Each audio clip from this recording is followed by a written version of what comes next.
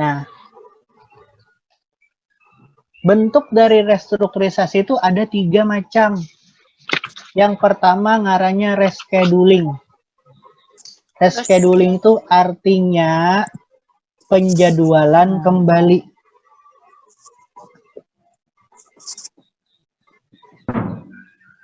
Nih, rescheduling itu penjadwalan kembali, artinya ada perubahan jadwal pembayaran kewajiban nasabah atau jangka waktu pembayarannya.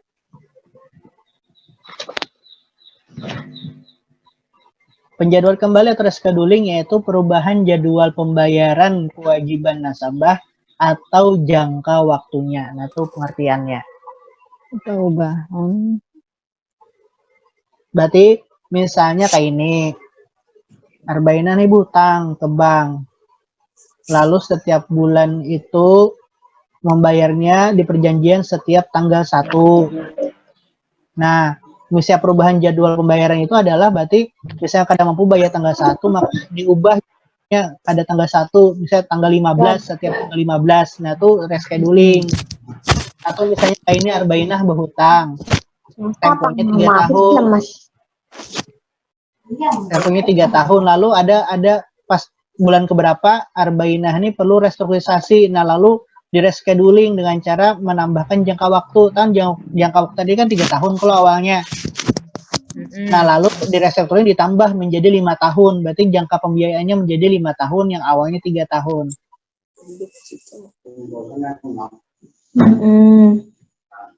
Iya. Ngomong. Nah, digorengkan 2 anak. Apa? Lalu yang kedua ada reconditioning. Reconditioning itu adalah perubahan sebagian atau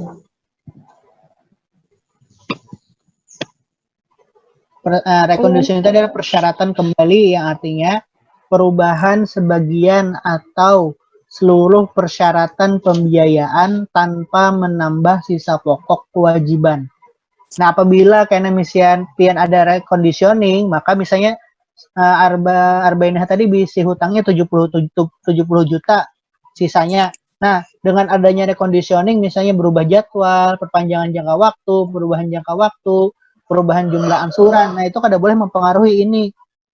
Jadi apabila ada reconditioning, tetap sisa hutang Arbainah 70 juta kada boleh bertambah. Nah, reconditioning itu ada meliputi beberapa bentuk reconditioning. Pertama itu adalah perubahan jadwal pembayaran.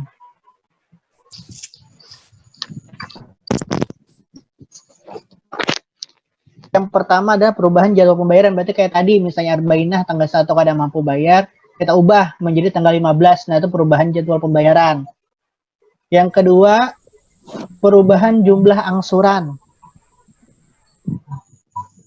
Misalnya setiap bulan Arbainah ini mengangsur itu 1 juta. Nah, karena terjadi penurunan kemampuan membayar, maka bisa aja bank itu melakukan penurunan jumlah angsuran. Jadi sebulan itu ada 1 juta lagi menjadi misalnya 700.000. Nah, pada bulan itu bisa jadi 700.000. Nah, itu perubahan jumlah angsuran. Lalu yang ketiga, perubahan jangka waktu.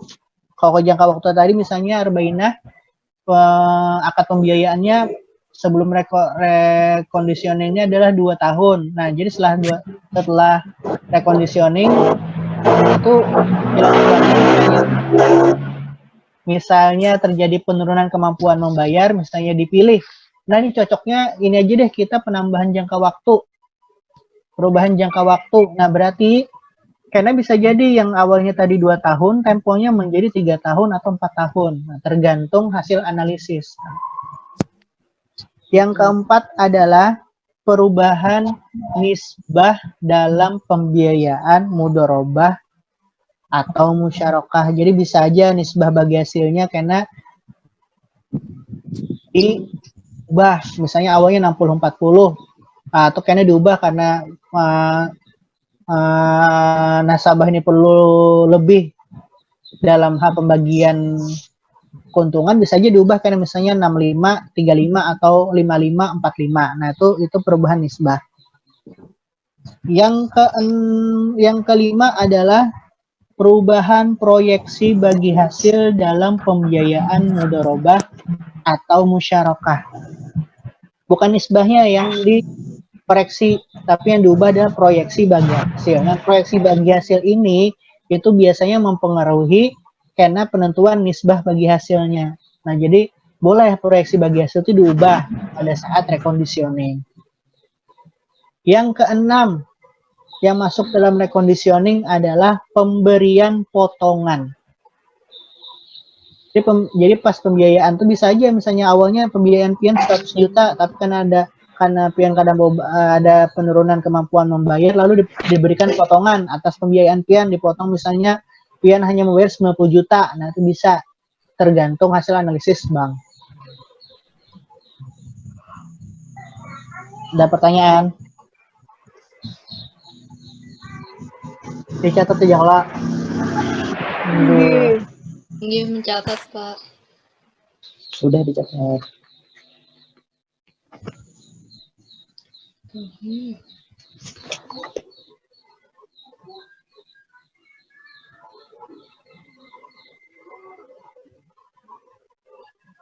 Pak, Pun.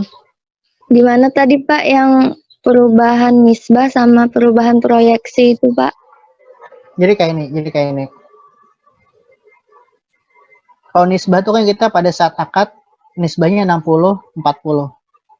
Nah, pada saat kena reconditioning bisa jadi berubah. Misalnya, udah kita rubah aja nisbah akadnya jadi dibanyakin keuntungannya dibagi ke nasabah, bisa jadi kena 55 45. Ini perubahan nisbah. Nah, kalau proyeksi bagi hasil itu yang menentukan ini. Jadi proyeksi bagi hasil dulu biasanya hanya ditentukan nisbah. Nah, apabila proyeksi bagi hasil diubah, maka otomatis nisbah bagi hasilnya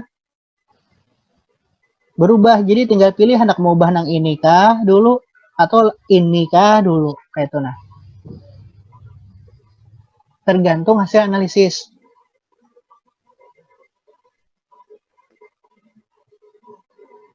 Paham lah? Ya Pak, paham Pak. Nah. Lalu yang ketiga adalah ngarannya restructuring. Dalam bahasa Indonesianya itu adalah penataan kembali. Macet nih pembiayaan, akadnya murabahah.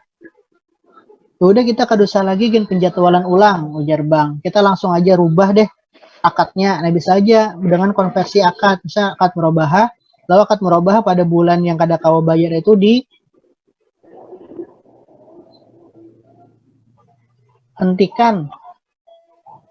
Dengan akad murabahahnya dihentikan, lalu dirubah akad murabahahnya menjadi akad mudharabah atau musyarakah atau ijarah mumtahiyah bitamlik. Jadi karena akad ininya berakhir, akad pulang ini dengan ini. Itu salah satu pilihan mengkonversi akad pembiayaan yang bermasalah. Yang ketiga adalah konversi pembiayaan. Nih, konversi pembiayaan menjadi surat berharga syariah berjangka waktu menengah.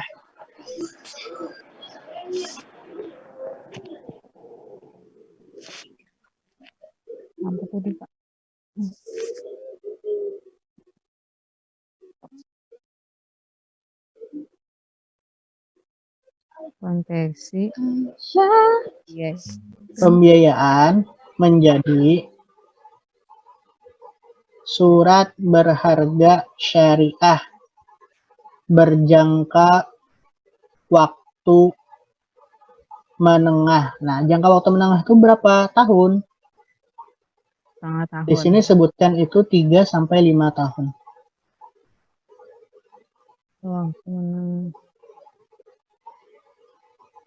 Satu sampai berapa? Tiba 3 tahun kah? 3 sampai 5 tahun. 3 sampai 5 tahun.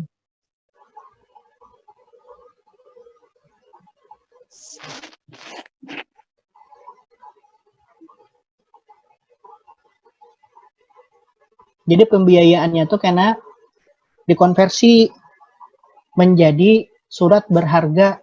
Jadi kan ada objek, kalau objeknya itu kan ada nilai, kalau nilainya itu dikonversi menjadi surat berharga syariah. Nah, karena yang membeli surat berharga itu adalah bank.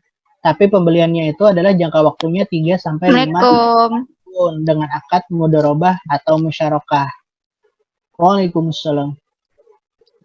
Yang kesembilan jauhnya. Yang keempat tadi konversi pembiayaan menjadi surat berharga syariah berjangka waktu menengah. Nah, berjangka waktu menengah itu adalah jangka waktunya 3 sampai dengan 5 tahun.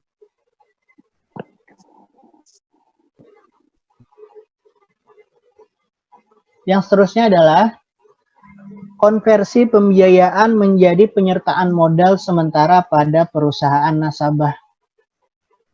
Nih, yang nomor D nih. Konversi pembiayaan menjadi penyertaan modal sementara pada perusahaan nasabah. Ini yang ini nih nasabah harus punya perusahaan berbentuk PT, hanya boleh kayak ini. Amun kada PT kada kawa. Belum Pak, apa tuh konversi?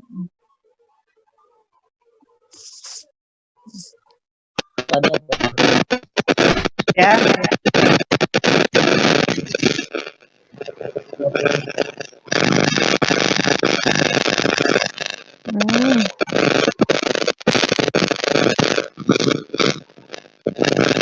Pengesahan ke itu Pak? Pembiayaan menjadi penyertaan modal Ah. sementara pada perusahaan nasabah.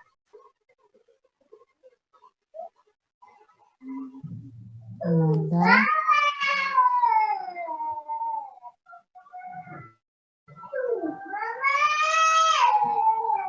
Nah, siannya.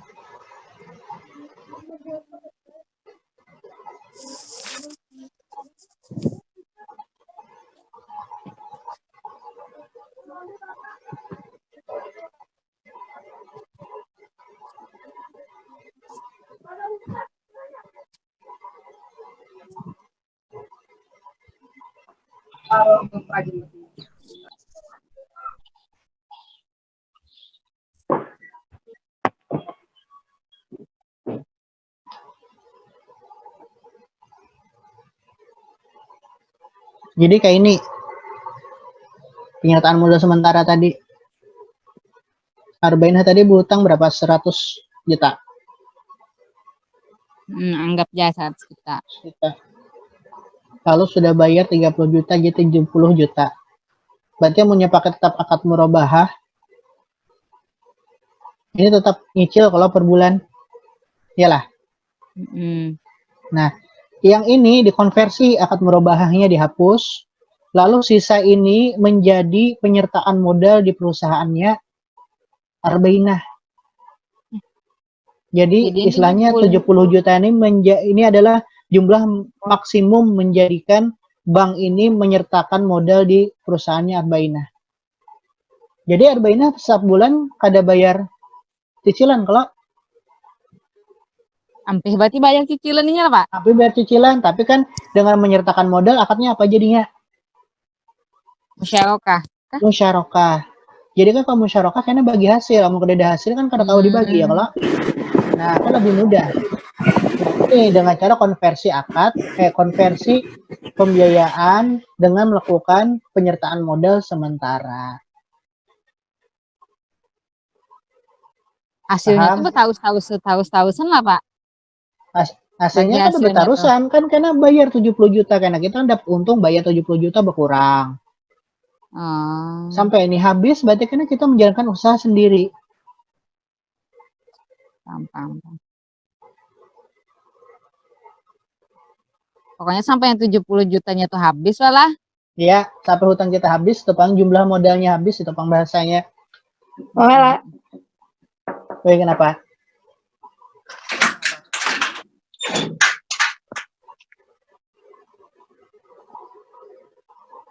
Nah, lalu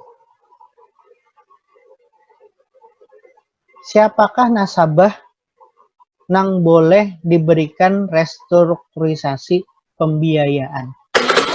Harus memenuhi. Jadi kayak ini dulu istilahnya.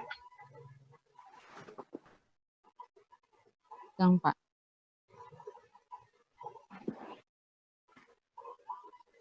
Arba'inah mengajukan ya kalau restrukturisasi. Nah, setelah mengajukan, karena dianalisis oleh bank. Pas dianalisis oleh bank, karena muncul hasil apabila memenuhi 2 kriteria, maka hanya kena arba'inah ini diberi restrukturisasi sesuai dengan kebutuhan. Nah, berarti kita harus bertakun. Ini kan arba'inah sudah nih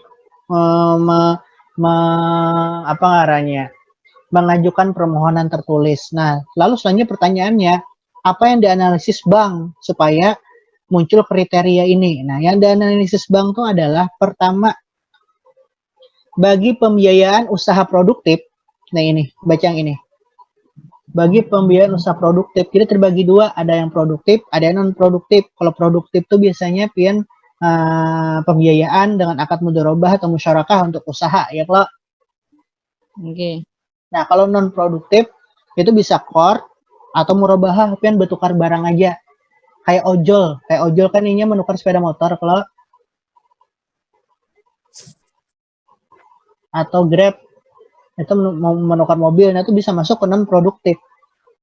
Nah, misalnya pembiayaan produktif apa yang dijadikan sebagai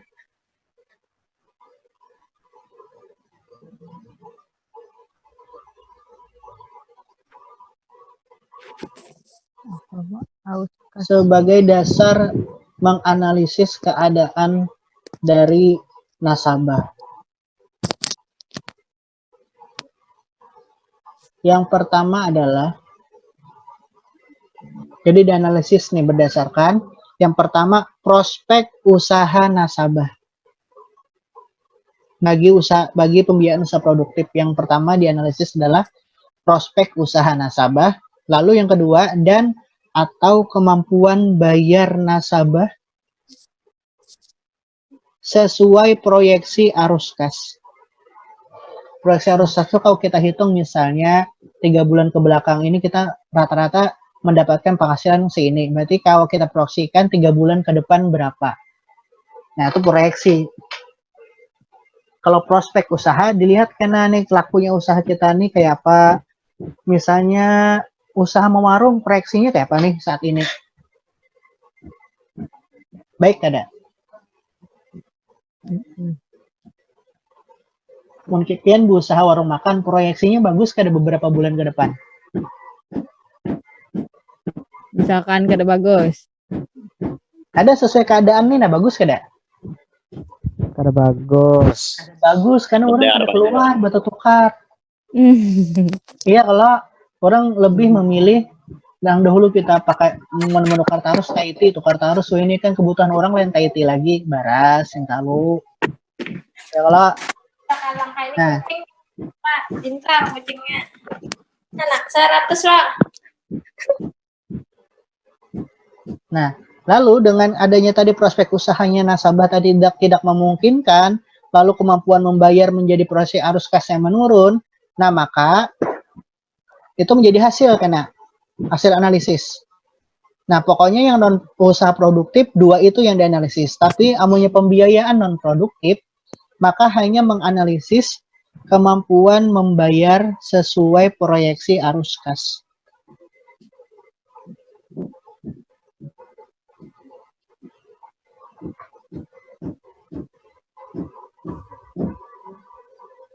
Nah, lalu muncul kriteria apakah memenuhi atau kada kriteria untuk restrukturisasi. Nah, nasabah yang mendapatkan restrukturisasi itu harus memenuhi 2 kriteria.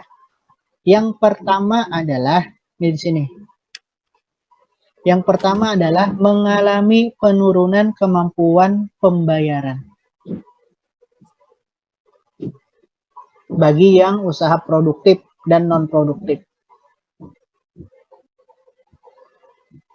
Nasabah mengalami penurunan kemampuan pembayaran. Contohnya, ojol ini dahulu tuh biasanya sehari dapat ratusan ribu, ini sampai kada.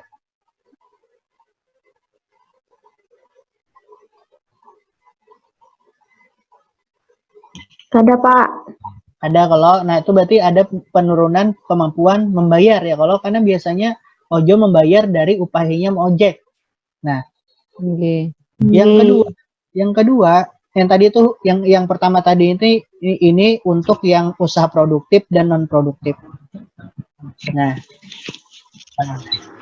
yang kedua adalah memiliki prospek usaha yang baik dan mampu memenuhi kewajiban setelah restrukturisasi. Nah, biasanya ada prospek usaha yang baik ini biasanya digunakan untuk pembiayaan usaha yang produktif. Dan terus kriterianya itu memenuhi. Nasabah mengalami penurunan kemampuan membayar, cek. Lalu nasabah memiliki prospek usaha yang baik dan mampu memenuhi kewajiban setelah restrukturisasi, cek. Nah, oleh karena itu nasabah tersebut masuk ke dalam nasabah yang mendapatkan kesempatan untuk restrukturisasi pembiayaan. Memenuhi kewajiban kata tadi Pak. Ya, memiliki prospek usaha yang baik dan mampu memenuhi kewajiban setelah restrukturisasi. Kewajibannya apa? Kewajibannya membayar cicilan atau bagi hasil. Itu kan kewajiban mau ada hasil. Tapi mau ada hasil kan kada bisa juga.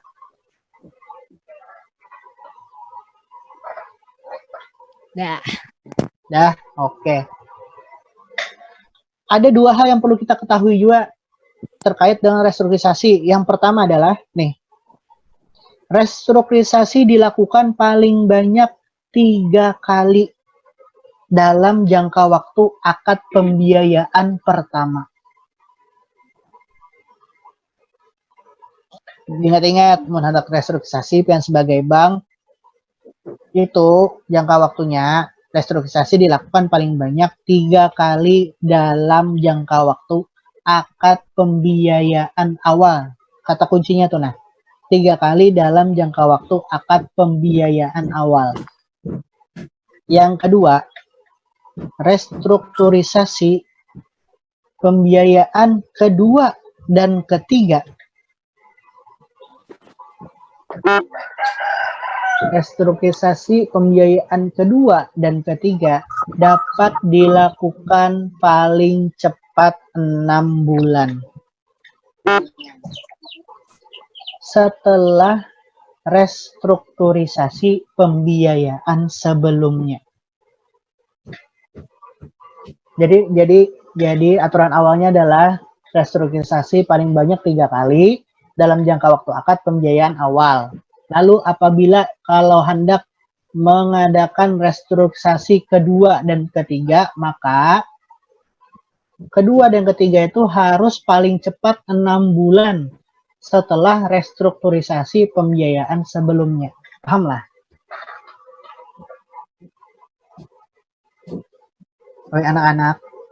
Berarti imbah yang pertama tuh 6 bulan dulu hanya nyekol lagi loh Pak. Nah, kita contohkan. Ya Pak. 6 bulan tadi. Ya, 6 bulan. Jadi kita tuliskan 6 bulan tuh kayak apa? Kita gantilah syukron.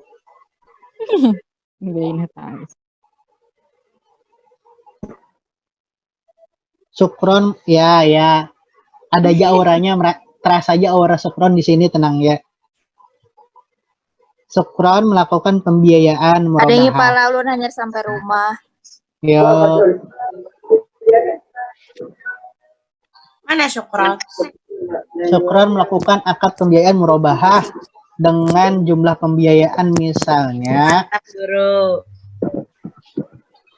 misalnya 336 juta. Oleh kan cuma Syukron hendak menukar motor. Jadi inya melakukan pembiayaan murabahah sebanyak 36 juta dengan jangka waktu 3 tahun.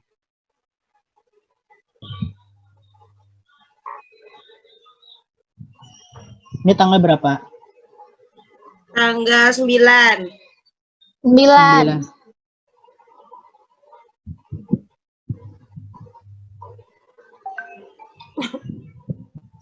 Nah, pada tanggal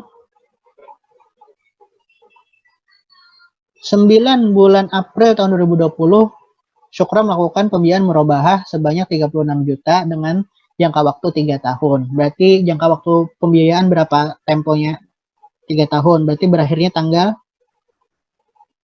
9/4 2022 lah, Pak. 2023. Ingat-ingat, ini akad pembiayaan awal. Ya, Kak? Oke. Oke. Lalu ternyata pada tanggal 9 bulan 4 tahun 2021, Syukron mengalami keadaan di mana Syukron ini mengalami penurunan kemampuan pembayaran cicilan. Maka Syukron pada bulan ini mengajukan restrukturisasi kepada Bank Syariah.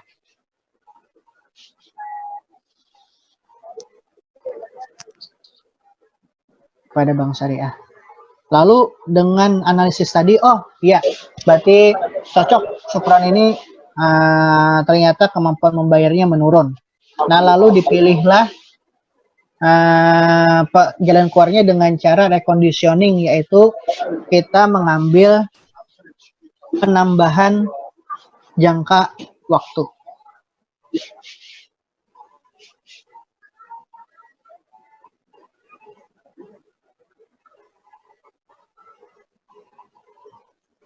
Perubahan jangka waktu menjadi 5 tahun. Berarti dengan restrukturisasi ini berakhir tahun berapa pembiayaannya Syukron? 2025.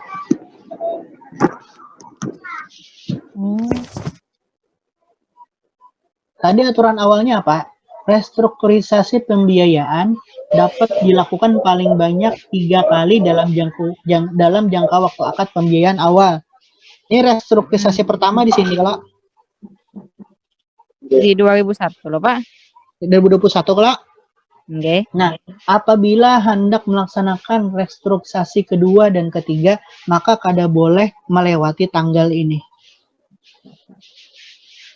Ada boleh melewati tanggal itu. Ya, kan ini jangka waktu pembiayaan awal, kalau. Berarti misalkan si Syukron restrukturisasinya 5 tahun loh, Pak. Habisnya 2025, berarti terus awal lagi lah minta itu. Kada boleh melewati ini. Berarti anggapan sekali dia kawa. Apa sekali? Apabila hendak restrukturisasi 3 kali, maka kada boleh melewati tanggal ini. Nah, ini restrukturisasi pertama, kalau. Tinggi. Lalu hendak melaksanakan restrukturisasi kedua, ketiga, maka 1, 2, 3 ini kada boleh melewati tanggal ini. Oh, enggak. Nah, apabila hendak melakukan restrukturisasi kedua, maka paling cepat adalah 6 bulan setelah restrukturisasi pembiayaan sebelumnya. Nah, pertanyaannya adalah, hendak restrukturisasi kedua, tanggal berapa paling cepat? 9 bulan 10. 9 bulan 10 tahun 2021. Ini paling cepat untuk restrukturisasi kedua. Berarti hitungnya 6 bulan setelah tanggal ini. Nah, apabila hendak melakukan restrukturisasi ketiga, maka tanggalnya berapa? 9.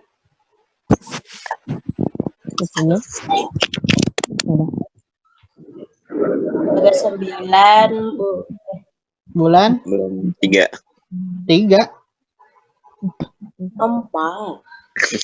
Bulan 4 2022 paling cepat.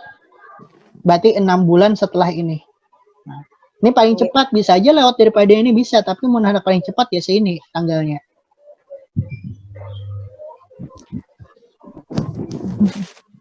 Paham nggak, Da?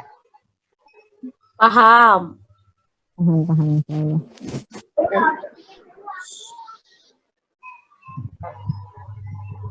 Oke, next. Nah, 30 menit lagi jadi kau aja kita nih. Karena kayak inilah masalah teknisnya Pian bisa baca di Sebi. Sebi tadi itu nah, bacalah. Itu teknisnya ada di situ lengkap. Nah, tapi pada dasarnya kayak ini. Pembiayaan tadi berapa macam yang dianggap? 5 kalau 5. jual beli, bagi hasil, Saya menyewa. nyewa, multi jasa, ya kalau lawan utang piutang, ya kalau. Nggih. Nggih. Oke. Lalu kayak ini, restrukturisasi itu ada berapa macam? 3 kalau rescheduling, reconditioning, dan Ini kayak nih aturannya. Apabila pekerjaannya itu berbentuk jual beli dengan model murabahah, istisna atau salam, maka apabila pembiayaan bermasalah, jalan keluarnya boleh Pian memilih dari 3 tadi. Boleh Pian memilih reconditioning, restructuring, atau rescheduling. Apabila pembiayaannya mudharabah dan musyarakah, Pian juga kawa memilih dari 3 jalan keluar tadi. Lalu apabila karena bentuknya ijaroh atau ijaroh mumtah bitamlik, Pian kawa juga memilih dari 3 tadi. Nah, perbedaannya adalah apabila Pian pembiayaannya dalam bentuk qard atau ijaroh multi jasa, maka Pian kada kawa memilih dari 3, tapi hanya boleh memilih dari 2 cara. Pilihannya adalah amun kada rescheduling, reconditioning. Jadi untuk qard dan multi jasa Pian kada boleh memakai restructuring.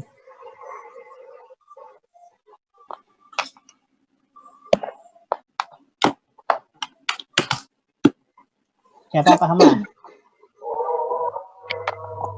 Ada boleh memakai restructuring loh, Pak. Kenapa? Restructuring. Ya, restructuring itu kada boleh dipakai apabila pembiayaannya qard lawan multi jasa. Oke.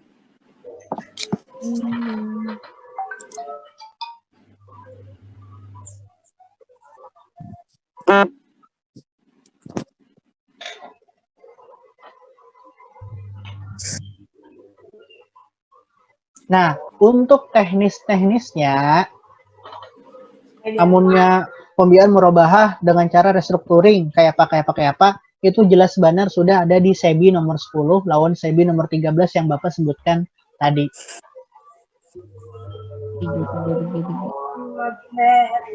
Soalnya halamannya kada banyak, belasan aja yang SEBI tadi. Yang fatwa tadi kada lebih dari 10 kalau nggak salah.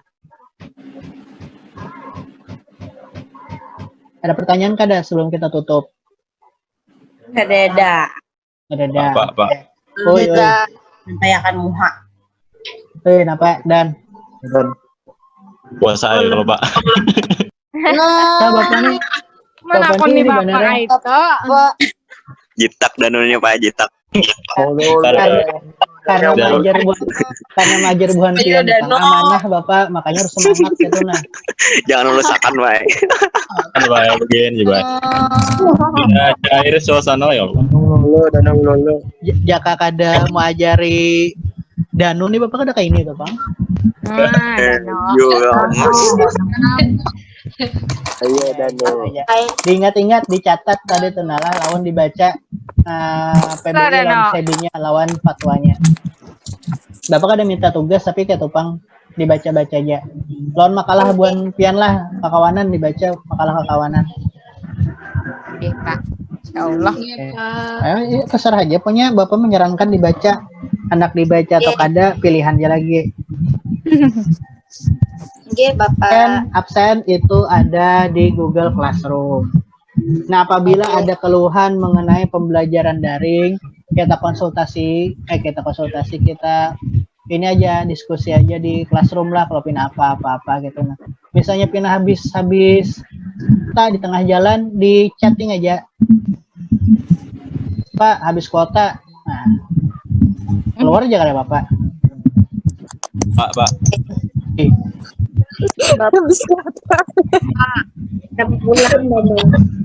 Apa betakon, Pak? Jujurnya betakon ke bagian, Pak. Iya. Ya, lanjut dan Ya 4 menit lagi Dana terputus otomatis nih. Iya, Kak.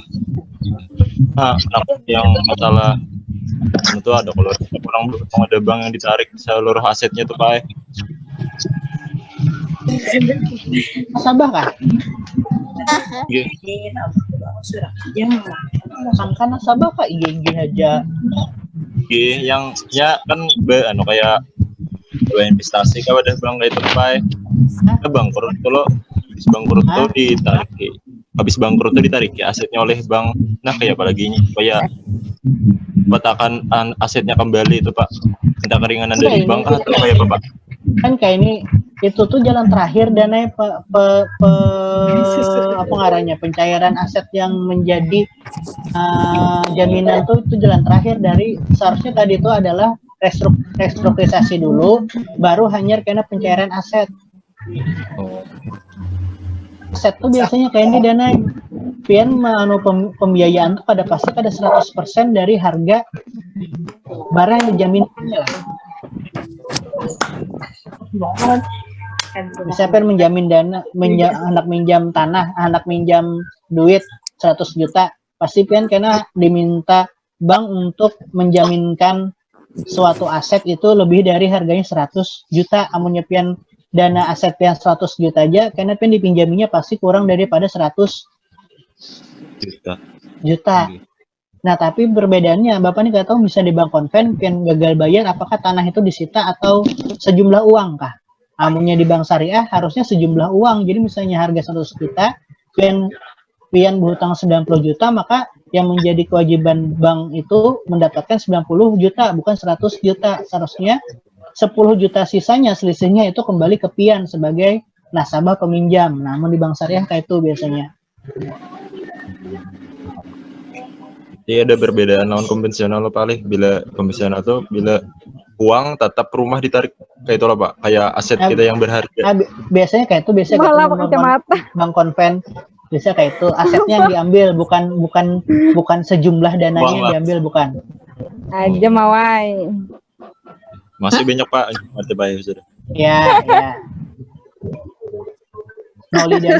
Maulidiani melihat seseorang benar jadi matanya tuh pada tahu melihat kemana. Iya, Pak, ya ada kelihatan ya, makanya pakai kacamata. Tahu siapa kan nih? Parah kan nih diulutinya. Parah tuh mau lihat kan nih. Voluntaris, Paulan betakon. Anak habis waktu betakon. Aku nih 2 menitannya lagi. Mau lidah. Hai, pokoknya cocok aja yang semalam tuh cocok yang semalam tuh cocok dah. Banyak bisi kacamata. Aja lah, Bapak tutup lah. Nggih, Bapak. Nah, Assalamualaikum warahmatullahi wabarakatuh. Yang kada ingat. Sangat puasanya, Pak. Semangat puasanya. Semangat yang ada puasa. Online Iya, online. Semangat yang kada puasa, semangat juga. Yang nggak puasa semangat.